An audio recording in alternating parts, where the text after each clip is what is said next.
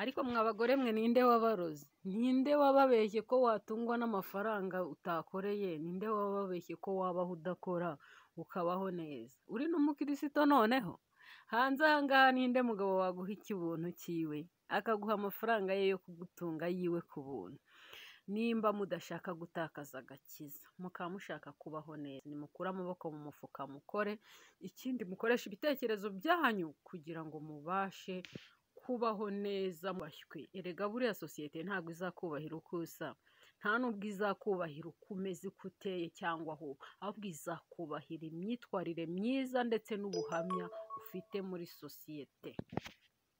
Ndagushuhuje wowe ukurikira Aidarike, ndagusuhuje wowe ukunda gukurikirana ibiganiro byacu kandi nguhaye ikaze ukomeze kugubwa neza. Uyu munsi turi mu kwezi kwa kane, murabizi ku itariki 18 mu 2025. Ukomeze kugubwa neza kandi uyu mwaka uzababere w'ibyishimo. Ndakwifuriza kuzabonamo ibyiza byose Imana itanga umugisha, kandi mukomeze nukuri mwitegura neza Pasika Yezu Kristo cyangwa se Yesu Kristo azukire mu mitima yanyu, abe muzima mu mitima yanyu, abayobore, muyoborwe n'umwuka wera, muyoborwe na Kristo.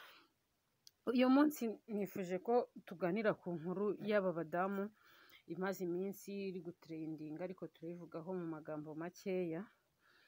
Hari ibintu abantu benshi bajya bakunda kwitiranya ndetse bakibeshyaho yuko rimwe na rimwe kuvuga abantu nabi cyangwa se kumva ko umuntu yavugwa nabi cyangwa se wamusebya aribyo bizatuma aseba, ariko burya ntibazababeshye, ntabwo umuntu aseba kubera ko abantu bamusebeje inshuro nyinshi cyangwa bamuvuze nabi cyane. Oya, burya umuntu asebwa ibintu bizagusebya ni ibiguturutsemo muri wowe, ibintu biguturukamo, ibitekerezo usohora hanze, burya nibyo bizagusebya. Naho ibyo abantu bakuvuga, abantu bakuvuga uko bashaka, bakakuvuga uko bakubona, bakakuvuga uko bagutekereza, ntabwo ushobora kumenya ukuri kw'ibyo abantu bavuga, ariko ubundi ibintu wowe wasohoye ubwawe nibyo byonyine bizagusebya, nibyo bizagushyira hasi, nibyo bizatuma utsindwa.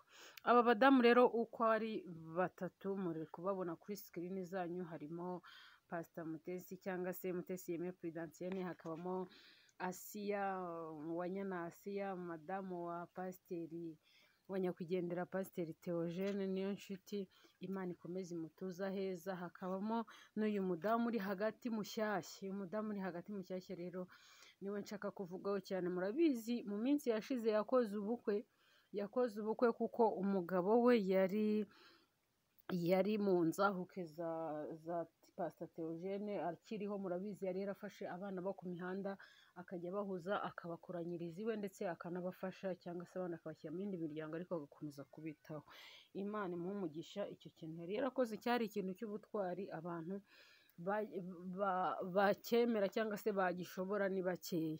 Rero igihe kiza kugera abangaba, uwo mugabo w'uyu mudamu ari we wari mu nzahuke aza gushaka nyine ashaka umugore, bamubera pare na marene. Pare yabaye Pastor Theogene, marene abo uyu nguyu, abo uyu mubyeyi wa Nyanasi ari nawe ukiriho, ari nawe ureberera abana ba Pastor Theogene. Imana ikomeze kumugirira neza. Ariko ikintu gitangaje ntago aba ari ibintu byoroshye cyane. Murabizi ko hari saga imaze iminsi inyura ku mbuga nkoranyambaga ivuga ko Uwanyanasiya yaba yarabonye undi musheri cyangwa se yaba afite umugabo yateretanye nawe, ari we witwa Pastor Steven.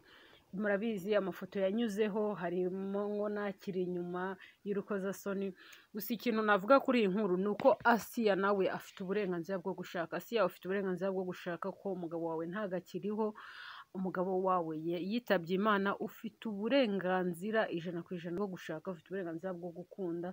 Nimba wumva ukeneye igihe umuntu akeneye umugabo ugomba kumushaka, kandi igihe wamubonye mwiza ukwiye kumushaka. Ntabwo rero twakubwira ngo wiyandarike, ahubwo washaka, ariko nanone ukamanza ukabona umugabo muzima, nanone umugabo ufite gahunda. Ubwo rero ikintu cyabayeho gikomeye, ikosa ryabayeho rikomeye, ni uko uyu mubyeyi yasezeranyije uwo mupasiteri urukundo, arangije kumusezeranya urukundo, umugabo nawe ashora amafaranga. Ibintu sinzi niba hari ukundi kuntu bizajya bikurikiranwa, ariko murabizi mu minsi yashize hari izindi nkuru twagiye dushyiraho z'abasore bagiye bakundana n'abakobwa, noneho bakamashoramo amafaranga, barangiza abakobwa bakabanga. Nanjye nzi umuhungu warihiye umwana w'umukobwa murihira segonderi yose kuva mu wa mbere kugera mu mwaka wa 6 segonderi. Sinshaka kuvuga izina ryabo ariko bombi ndabazi. Arangije umukobwa aramwanga, aravuga ati wapi warashaje, ntabwo ngiye nashakana n'umusaza. Numva umukobwa yarangije segonderi afite imyaka 21, umugabo yaragize 33 35. Umukobwa aravuga ati wapi urashaje, ngiye ntabwo nakwemera, aramwanga.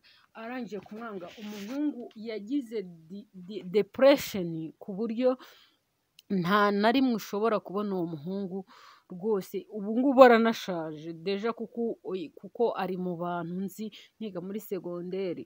Urumva yarashaje, ashobora kuba ngubu afite nka 50, ariko yanze kongera gushaka. Aravuze ati oya, abagore ni abahemu, abagore ni abantu babi, ntago nzongera gushaka, reka kugeza n'ubu arinze asaza atarigeze ashaka undi mugore. Yahise abaho mu buzima bwo gusambana, ubuzima bwo kwiberaho aryoshya, ibintu byo gushaka arabireka. Rero bino bintu ndagira ngo mbibutse ko kubaho ubuzima bwo kurya iby'abandi ntabwo ari ibintu byiza. Bishobora gutera abantu depression, bishobora gutuma abantu biyahura, bishobora gutuma abantu bahemukirana. Hari igihe ushobora gufata nk'ayo mafaranga ye, baramubeshya urukundo, nawe akavuga ati ndi kwita ku umukunzi wanjye yenda yabuze amafaranga y'abana, yabuze uko atunga abana, reka mufashe, reka muha amafaranga atunga abana, reka mufashe yishyura abakozi, reka mufashe ase neza, yisige, yambara umwenda mwiza. Noneho bikarangira umuhemukiye, kandi mu by'ukuri we yarakugiriye neza. Ashaka kuba rero ari umupagani, akaba yajya no kukurogesha, akaba yanakwicisha, cyangwa se nawe ubwe akaba yakwiyica, akaba yabura n'ubuzima, cyangwa se akaguhemukira mu bundi buryo. Hari uburyo bwinshi umuntu yaguhemukiramo. Rero mujye mumenya ko abantu bose muhemukira ntago bagira imitima imwe. Buriya iyo abantu bagize umujinya ntago bagira reaction zingana. Hari umuntu ugira reaction wenda akavuga ati okay, Imana izamumanira. Hari ugira reaction akavuga ati Imana imubabarire, ariko hariho n'ufata gahunda akavuga ati ngiye kubitangaza. Hariho n'uvuga ati nzaguhemukira kubera ko nawe wampemukiye. Ubwo rero murabizi, ari uyu mugabo yararakaye witwa Pastor Steven, uyu mama pasiteri yaririye amafaranga kuko yamufashije. Ari n'uyu mupasiteri Mutesi nawe arababara cyane, avuga ati umuntu murangire umugabo, muhuze n'umugabo, amufashe, amwiteho, amukorere buri kimwe, ayo mavuta meza yabone, ibyo biryo byiza bibone, buri kimwe, narangiza amuhemukire. Avuga ati sinkwemeye, ntibikunze.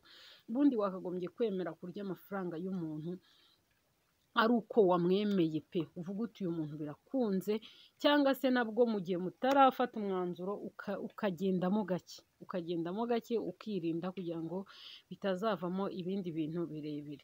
Umupasiteri murabizi yagize umujinya, avuga amagambo akakaye menshi, aravuga ati ingegera z'abagore nabishyizemo mwarabyumvise, ati ingegera z'abagore, ingegera zirwa zirya amafaranga y'abandi, ingegera zumva zizajya zirya amafaranga y'abandi zidakora. Numva ni ibintu bibabaje, kandi koko nawe ari wowe wababara cyane. Buriya nuko uriya mugabo atatangaje uburyo we yababaye, agahitamo kohereza amajwi, agahitamo kohereza amafoto, ariko buriya wakubwiye, burya abagabo ntabwo bakunda kuvuga akababaro bafite, wakubwiye wakumirwa. Ubwo rero ikintu twavuga wenda no kuri uyu mubyeyi wundi babereye marene, ni uko nawe umugabo yamutaye kubera ko adakora. Nawe ntabwo afite ikintu cyo gukora. Buriya nimba ubana n'umugabo wakwemera ukazunguza, ugacuruza na voka, ugacuruza n'imineke, ariko uvuga uti umugabo nimba yagiye gukora, nanjye ngura izo mboga mufashe. Abadamu rero muhagurukire gukora, we kurya iby'abandi, we guharanira kurya amafaranga y'abandi, mushake ibyo mukora, mukore, kandi na leta ijya ibivuga ndetse ishyigikiye n'abadamu cyane. Abadamu barashyigikiye rwose, dufite igihugu cyiza gikunda abadamu, dufite igihugu cyiza gishyigikiye abadamu.